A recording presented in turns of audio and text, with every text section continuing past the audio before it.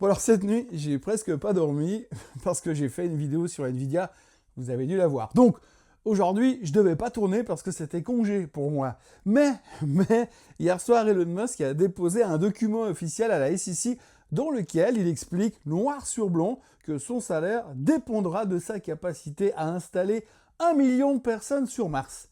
1 million de personnes sur Mars. Et le plus fou dans cette histoire, c'est même pas ça. Le plus fou, c'est que les investisseurs vont se battre pour mettre de l'argent dans l'IPO de SpaceX à 2000 milliards de valorisation pour une boîte qui a perdu 5 milliards l'an dernier et qui a déjà commencé à en reperdre cette année et qui doit 29 milliards à des gens qui commencent à compter sur leurs doigts. Pendant ce temps-là, dans un coin sombre du Department of Justice, Trump signait un truc tellement énorme que personne n'en parle. Vraiment personne. Et c'est exactement ça le problème. Du coup, ce matin, j'étais obligé de faire une vidéo. Bienvenue dans ce Morning Bull Live, je suis Thomas Bayet et nous sommes le 21 mai 2026 et je suis totalement sidéré de ce que je vois et comme disait Coluche, quand on voit ce qu'on voit, qu'on entend ce qu'on entend, on a bien raison de penser ce qu'on pense.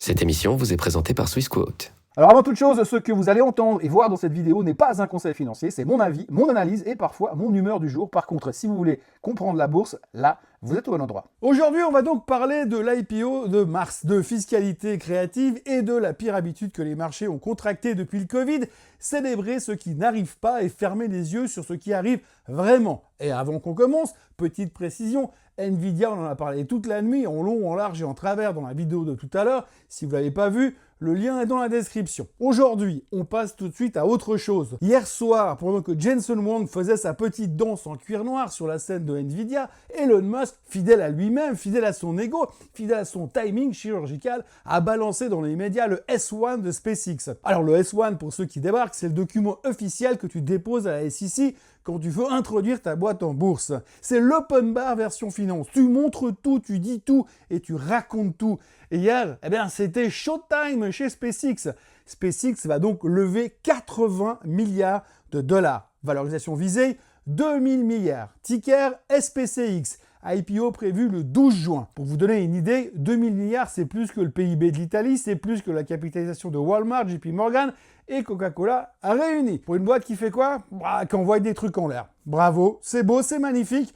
Mais 2000 milliards quand même, hein. Et alors maintenant, la partie marrante, hein. Vous savez combien SpaceX a perdu en 2025? 4,9 milliards. Presque 5 milliards. Évaporés, cramés, partis en fumée. Et littéralement, à croire qu'ils utilisent le pognon comme carburant. Et la dette? 29 milliards. Oh, ça va, 29 milliards, ça va. On a donc une boîte qui perd 5 milliards par année, qui en doit 29 et qu'on valorise 2000. Bon, ok. On va dire que c'est la magie de la vision à long terme. Genre très très long terme. Genre Mars long terme. Et puis maintenant, alors le truc qui m'a fait recracher mon café ce matin, et croyez-moi, je suis dans ce métier depuis plus de 30 ans, j'en ai lu, j'en ai vu des prospectus délirants, j'ai vu pets.com, j'ai vu WeWork, j'ai vu Terranos, mais ça, dans le S1 de SpaceX, il y a une clause qui détaille la rémunération d'Elon Musk, un package gigantesque comme d'habitude, sauf que ce package est conditionné à des objectifs. Ce qui est tout à fait logique, tout patron a des objectifs. Sauf que l'objectif principal d'Elon Musk, sa carotte ultime, son grand prix, c'est l'établissement d'une colonie humaine permanente sur Mars d'1 million d'habitants. 1 million d'habitants sur Mars pour toucher son bonus. On parle d'une planète où il fait moins 60 degrés, où il n'y a pas d'oxygène, où le sol contient des perchlorates toxiques et où le voyage prend 9 mois en mode boîte de conserve cosmique. Et c'est dans le document légal déposé à la SEC, signé par des avocats payés 1500 balles de l'heure quand même. Non, là c'est plus une IPO, c'est un scénario de Christopher Nolan validé par Goldman Sachs.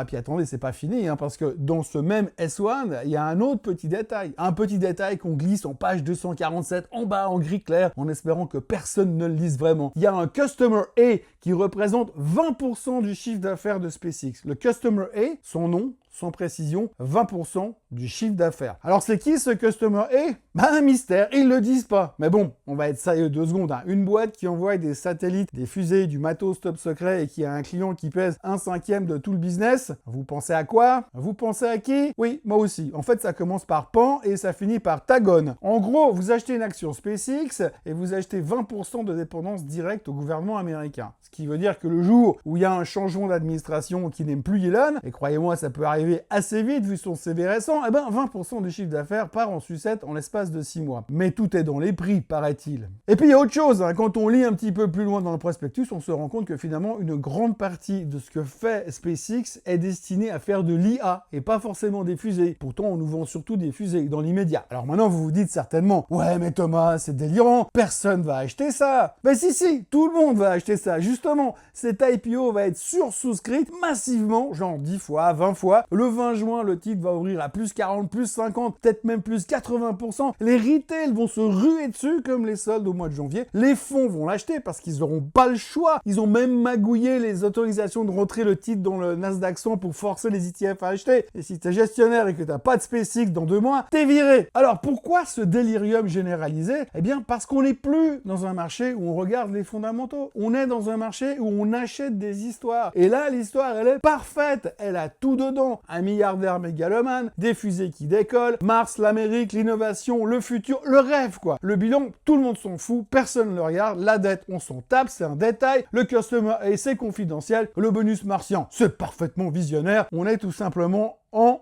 plein délire. Et pendant qu'on parle de SpaceX, devinez qui prépare son S1 pour vendredi? Sam Altman, OpenAI. Oui, parce que c'est la cour de récré version milliardaire. Si Elon dépose, je dépose. On va pas se laisser distancer dans le grand concours de qui a la plus grosse valorisation pour une boîte qui perd de l'argent. 2 mots sur OpenAI, vite fait. Hein. Ils perdent encore plus que SpaceX, ils vont valoriser ça encore plus cher et personne ne va poser la moindre question parce qu'on est tous bourrés à l'intelligence artificielle depuis 3 ans et on n'a pas du tout envie de dégriser maintenant. Et puis alors maintenant, le truc dont personne ne parle, et ça c'est pas un hasard, pendant que tout le monde regardait les fusées d'Elon décoller, le Department of Justice, donc le ministère de la Justice américain, a signé un accord. Un accord avec qui? Un accord avec Donald Trump. Et le contenu de l'accord, accrochez-vous. Donc point 1, Trump obtient une immunité fiscale à vie, interdiction totale à l'IRS, donc le fisc américain, de l'auditer. En 2, cette immunité s'étend à sa famille, ses sociétés, à ses holdings, à ses LLC, à tout ce qui porte le nom de Trump de près ou de loin. Au point 3, et la cerise sur le gâteau, l'immunité couvre aussi les déclarations fiscales passées. Donc s'il a triché en 2015, en 2017, en 2020, en 2023, on s'en fout, on efface. Point 4, bonus, un fonds de 1,8 milliard qui pourrait accessoirement, on dit ça en bas du contrat, servir à indemniser les émeutiers graciés du 6 janvier. Et puis alors, si vous voulez la cerise sur le sundae, ce document est signé par l'Attorney General, donc le ministre de la Justice, qui est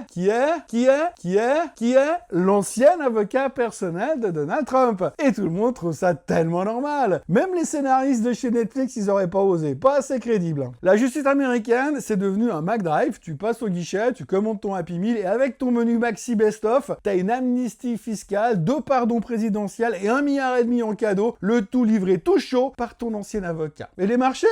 Les marchés, eux, ils montouillent ce matin, hein, plus 0,3%, parce qu'on s'en fout, c'est pas grave. C'est l'Amérique, c'est Tom Sawyer, c'est le pays de la liberté, c'est business as usual. C'est exactement comme ça que les démocraties s'érodent. Pas dans un grand coup d'état spectaculaire, mais dans un communiqué de presse du jeudi soir que personne ne lit parce qu'Elon a posté un mème. Bon, en gros, on résume. En 24 heures, Elon Musk a déposé une IPO à 2000 milliards pour une boîte qui perd 5 milliards par an avec une clause Mars et un customer et mystérieux. Sam Altman prépare la même chose et pire pour vendredi si ça se trouve, et Trump s'est offert une amnistie fiscale à vie pendant que personne ne regardait.